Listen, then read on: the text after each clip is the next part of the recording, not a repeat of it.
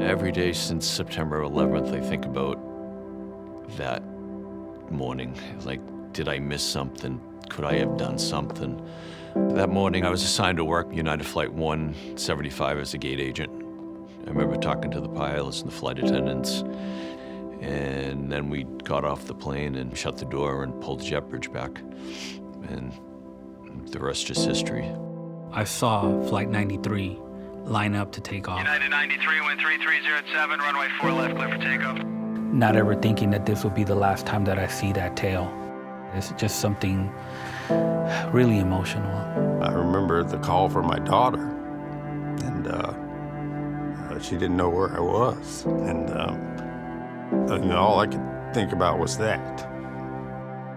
We took a blow, but we're going to get up, and we might have gotten knocked to our knees even, but we're going to get up and stand up and press on. 20 years ago, when I had the pleasure of filming that commercial, we wanted to speak to how resilient this country is, both the airline and the country.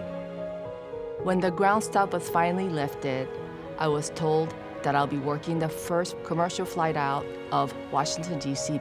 It was scary, but I was very proud to be working that flight as an American and for United Airlines. It was a time of hope, in spite of a devastating tragedy. When the first flights came back, the concourse was lined with employees from all different groups.